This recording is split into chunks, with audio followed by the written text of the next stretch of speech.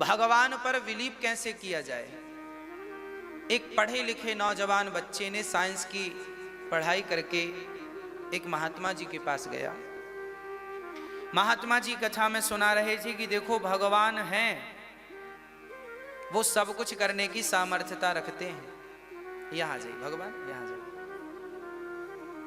वो सब कुछ करने की सामर्थ्यता रखते हैं। एक साइंस का विद्यार्थी गया, बोले महाराज जी हम आपकी बात को नहीं मानते, भगवान सब कुछ कैसे कर सकते हैं। ये जो पृथ्वी है ना मैया जी, ओ मेरी मैया, ये जो पृथ्वी है ये भगवान के रोम रोम पे लटक रही है। एक पृथ्वी या नहीं, ऐसी करोड़ों पृथ्वी यहां भगवान के लटक रही हैं। भगवान सब कुछ, भगवान यशोदा के लाला जब मुंह खोले तो इतने से मुंह में पूरा ब्रह्मांड नजर आया। अब जिसे श्रद्धा है वो तो विश्वास कर लेगा, पर साइंस पढ़ने वाले विद्यार्थी इन बातों पे यकीन नहीं करते, वो कहते हैं संभव नहीं है। एक पढ़ा लिखा बच्चा एक संत जी के पास आया, कहने लगा महाराज जी ये कैसे संभव है, भगवान ने इतने से मुंह में पूरा ब्रह्मांड, तुम झूठ बोल रहे हो, ये तो हो ही नहीं सकता, हम साइंस जानते हैं, आप प्रूफ करके बताओ। क्योंकि हम तो प्रूफ करके मानते हैं, हम बिलीव ही तब करेंगे जब आप प्रमाण देंगे। भगवान है इसका सबूत दीजिए, ईश्वर है इसका प्रमाण दीजिए। अच्छा भगवान है, आपके पास है कोई सबूत? भैया जी आपके पास कोई सबूत है भगवान होने का, ईश्वर है इस बात का कोई प्रूफ है? हाँ या ना? है? मैया जी आपके पास है कोई सबूत? नहीं।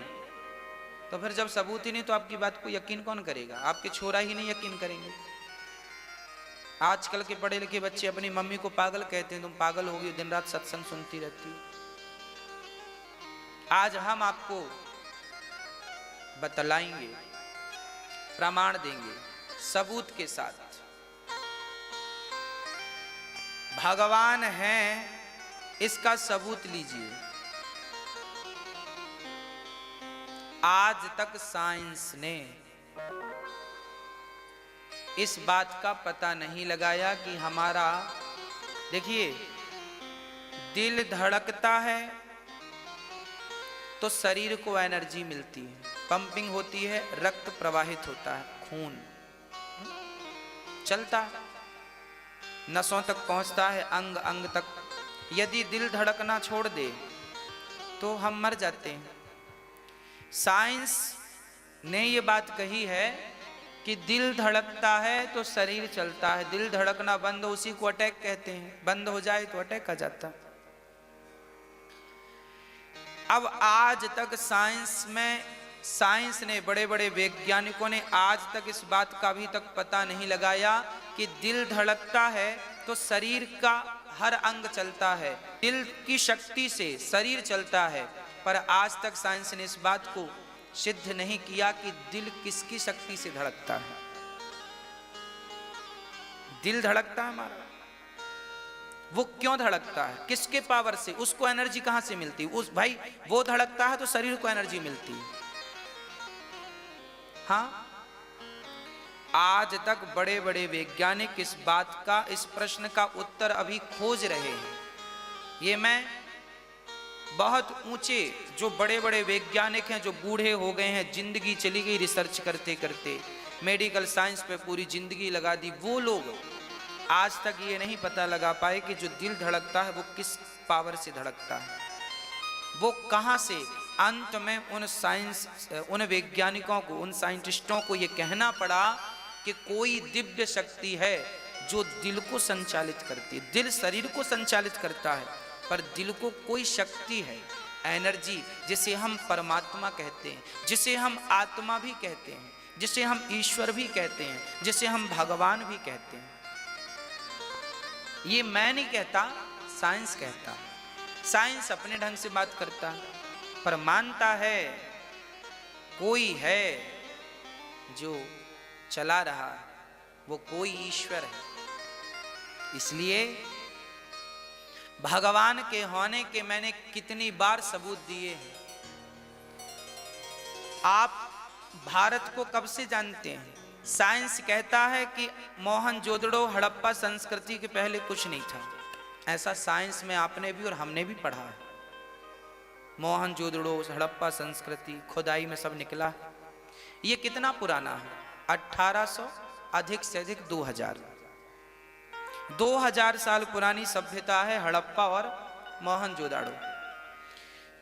वैज्ञानिकों के पास केवल 2000 साल पुराना इतिहास मौजूद है, ओनली 2000 साल, जबकि हम आपको 5500 साल पुराना सबूत के साथ बात कर सकते हैं।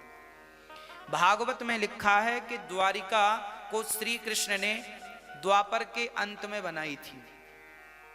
आज से करीब 5500 साल पहले, कलयुग की उम्र है 4,32,000 साल, जिसमें अभी कलयुग के 5500 साल लगभग व्यतीत हो गए। तो कलयुग कब आया? जब कृष्ण छोड़कर गए धरती को, उसी दिन से कलयुग आया। तो द्वापर के अंत में जब भगवान गए थे तो द्वारिका को पानी में डुबा के गए थे। ये भागवत में लिखा है, अन्य ग्रंथों में लिखा है। अब पानी में डुबा के गए थे, ये बात कौन जानता है? इसमें लिखी है, हमने बता दी, आपने सुन ली, पर कोई तर्क करे कि भाई पानी में डूबी है तो दिखाओ। तो अब मैं दावे से कह देता हूं कि अभी 1-2 वर्ष पहले आपने सुना होगा अखबारों में, टीवियों में, कि भारत के वैज्ञानिकों ने समुद्र में गोता लगा करके समुद्र के भीतर द्वारिका के समुद्रों में एक नगरी प्राप्त की है।